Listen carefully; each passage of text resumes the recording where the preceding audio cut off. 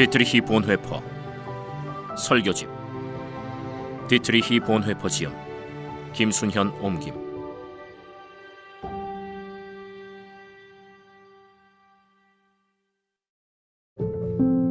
해설의 글 하나님의 말씀 벌겋게 단 쇠.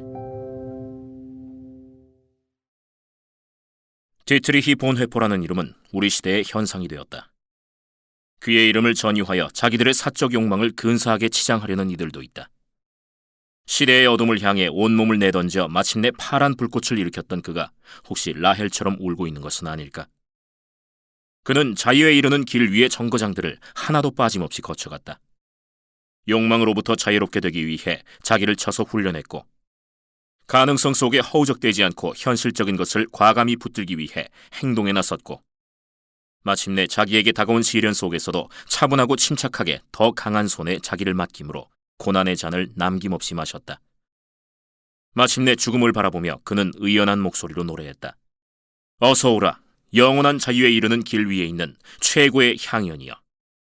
천재적인 신학자여, 삶의 현장에서 사람들을 그리스도에게로 인도하려 했던 진실한 목회자, 스스로 참된 그리스도인이요 참 사람이기를 꿈꾸었던 그의 삶과 죽음은 가장 아름다운 인간 예수 그리스도를 가리키는 또 하나의 이정표가 되었다. 그는 어떤 시련 앞에서도 흔들리지 않는 강철 같은 믿음과 의지의 사람이었는가? 그는 우리와 마찬가지로 평범한 행복을 꿈꾸던 사람이었다.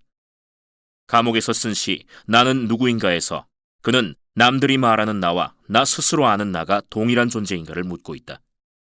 남들은 그를 보고 어떤 위험 앞에서도 당당하고 침착하고 쾌활하고 확고한 태도로 현실을 대하는 사람처럼 보인다고 말한다. 그러나 그도 다른 이들과 다를 바 없이 불안해하고 누군가를 그리워하고 병들어 신음했다. 현실이 척박하기에 빛깔과 꽃과 새소리에 줄이고 따스한 말과 인정에 목말라 하기도 했다. 어느 것이 진짜 그의 모습일까? 본회퍼는 스스로 대답하지 않는다. 다만 당신은 아시오니 나는 당신의 것입니다 라고 고백할 뿐이다. 사람은 자기 시대를 선택하지 못한다. 시대 속에 던져질 뿐이다. 그것을 운명이라 하는 이도 있고 소명이라 하는 이도 있다. 프로이센적 규율과 절제 그리고 시민적 교양으로 무장했던 그이지만 독일인이라는 운명이 그로 하여금 1, 2차 세계대전이라는 경랑을 피하지 못하게 만들었다. 제1차 세계대전의 패전국인 독일은 막대한 전쟁 배상금을 지불해야 했고 국민의 삶은 피폐하기 이를 데 없었다. 물가가 연일 폭등하여 서민들은 생존조차 힘겨웠고 민족적 자긍심은 땅에 떨어졌다. 군부는 패전의 책임이 군대의 무능력 때문이 아니라 내부의 적 때문이라고 호도했다. 내부에 들끓는 폭력적 열정의 출구는 취약한 이들을 향할 수밖에 없었다. 희생양을 찾던 시대, 강력한 힘에 대한 열망이 꿈틀꿈틀 솟아오르던 그때에 히틀러를 중심으로 한 파시스트 정당, 나치가 출현했다. 히틀러의 등장을 독일 국민은 열광적으로 반겼다. 히틀러는 게르만 기독교 국가를 선언했다. 예수는 아리아인의 영웅으로 받들어졌다. 히틀러는 열정적 연설, 제복과 깃발, 음악과 노래를 통해 사람들의 마음을 강하게 사로잡았다. 세상의 힘과 이목이 자기에게 집중되자 그는 거짓주의 자리를 탐했다. 강함을 추구했던 그는 이웃사랑, 약자에 대한 연민, 용서, 화해, 겸손 등 기독교의 전통적 가르침을 비난했다.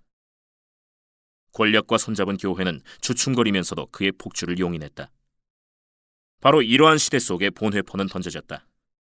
명문가에서 태어나 부러울 것 없는 학창시절을 보냈지만 시대의 경랑 속에서 확고한 그리스도 신앙을 품고 있었던 그는 거짓주에게 굴복할 수 없었다.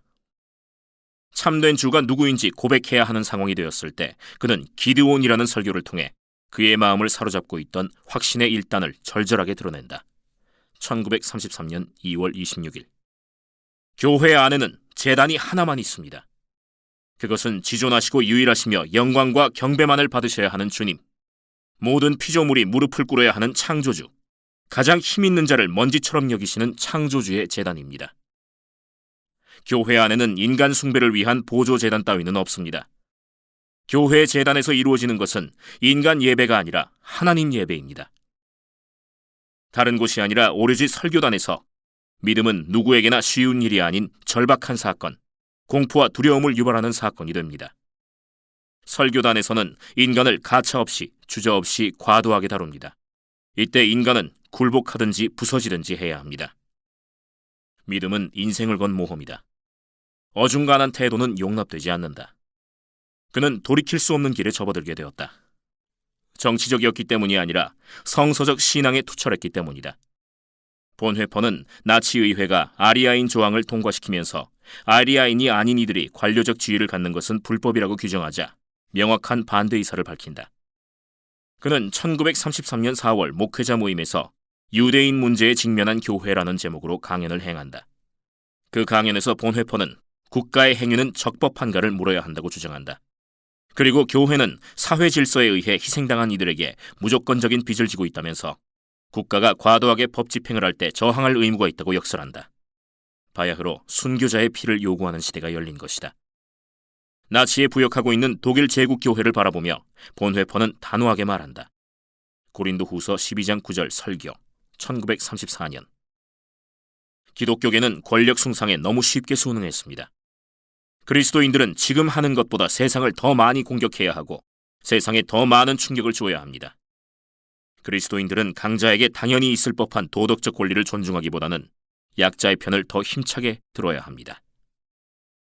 권력에 의해 길들여지기를 거부하는 것, 권력이 제공하는 달콤한 미끼를 삼키지 않는 것은 위험을 자초하는 일이지만 신앙 양심이 옳다고 말하기에 그렇게 행동할 때 그리스도인은 세상의 변혁자가 된다. 하나님의 진리를 통해 자유롭게 되어 사랑하는 사람이야말로 이 세상에서 가장 혁명적인 사람입니다. 그는 모든 가치를 뒤집어 엎는 사람입니다. 요한복음 8장 32절 설교, 1932년 7월 24일. 초기 그리스도인들은 세상을 소란하게 하는 자들이라는 혐의를 받곤 했다. 누릴 것 다 누리며 사는 사람들, 안일함에 젖어 있는 사람들, 자기 배를 하나님으로 삼은 사람들은 기존 질서를 뒤흔드는 이들에게 불온의 팻말을 붙인다. 그러나 교회의 책무는 현상에 순응하는 이들을 양산하는 것이 아니라 불의한 현실의 민낯을 폭로하는 동시에 새 하늘과 새 땅의 비전을 세상 앞에 제시하는 것이다. 본회포의 권력 비판은 깊은 성서 이해에 근거한 것이다. 그의 설교는 텍스트 속에 숨겨진 보화를 찾아내는 과정에 빗댈 수 있다. 성서라는 주름진 텍스트 속에서 그는 언표된 것과 언표되지 않은 것에 두루 주목한다. 그의 설교는 그리스도 중심적이다.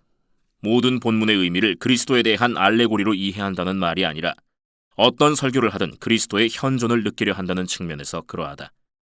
그에게 있어서 그리스도는 모든 존재의 중심이고 역사의 중심이고 자연의 중심이다. 그는 심지어 악인들과 거짓말쟁이들, 젊은 사자들의 이빨을 부수어달라는 복수 시편 속에서 피투성이 구원자의 이미지를 본다. 복수 시편을 기도로 바칠 수 있는 사람은 누구인가? 자신의 보복 기원과 증오로부터 완전히 벗어난 사람, 다시는 기도를 이용하여 사적인 복수심을 채우지 않는 사람은 깨끗한 마음으로 기도할 수 있습니다. 시편 58편 설교, 1937년 7월 11일. 본회퍼는 교회라는 설교의 현장을 매우 중요하게 생각한다. 출애굽 공동체의 금송아지 사건을 다루면서 그는 조급함과 성급함 때문에 하나님의 시간을 기다리지 못하는 아론 교회가 아닌 신뢰 위에 세워진 모세 교회를 선택해야 한다고 말한다. 출애굽기 32장 설교, 1933년 5월 28일. 그러나 현실은 그렇지 못했다. 우리는 기다리지 못하는 교회, 눈에 보이지 않는 분에게 기대어 살지 않는 세상 교회, 자기를 신으로 만드는 교회, 자기 마음에 드는 신을 섬기려고 할 뿐 하나님의 마음에 들려고 하지는 않는 교회, 하나님이 하시지 않는 것을 자기가 직접 하려고 하는 교회, 우상 숭배를 중요시하고 인간의 사고와 가치들을 우상화하는 일을 기리는 곳에서 기꺼이 희생할 용의가 있는 교회, 제사장이 하나님의 전권을 주제넘게 차지하는 교회의 예배에 자꾸 모여듭니다. 본회퍼는 현실 교회가 무흠하다고는 생각하지 않는다. 넘어질 때마다 일어나 거룩하게 슬퍼하며 기쁨으로 나아가는 것이 교회를 교회되게 한다. 언약의 장소인 교회는 인간의 헌신을 통해서가 아니라 하나님의 성실하심을 통해 새롭게 된다. 이것이 근원적 희망이다. 십자가가 예수가 살아온 삶의 결과인 것처럼 교수형은 참된 주가 누구인지를 온몸으로 고백하고 그 길을 따르려 했던 본회퍼의 운명일 수밖에 없었다. 말씀을 바로 전한다는 것, 그것은 참으로 위험한 일이다. 조르주 베르나노스의 어느 시골 신부의 일기에 나오는 토르시의 신부는 번민에 빠진 1인칭 화자에게 이렇게 말한다. 하느님의 말씀, 그건 벌겋게 단 쇠일세. 그런데 그 진리를 가르치는 자네는 손으로 덥석 움켜쥐지 않고 화상을 입을까봐 부젓가락으로 그걸 지불해둘 텐가? 참 우스워서. 진리를 가르쳐야 할 강단에서 인매를 암탉부리같이 만들고 약간 들뜨긴 했지만 만족해서 내려오곤 하는 사제는 강론을 한 게 아니고 그저 기껏해야 잠꼬대를 한 것뿐이야. 모골이 송연한 말이 아닐 수 없다. 말씀을 전하는 이들은 화상을 입을 각오를 해야 한다. 본회퍼는 그런 진실을 삶으로 보여주었다. 그의 설교는 맛 잃은 소금처럼 길바닥에 버려져 오고 가는 사람들에게 짓밟히고 있는 오늘의 교회의 커다란 경종인 동시에 진리의 세계로 함께 나아가자는 초대장이다. 김기석, 청파교회 담임목사.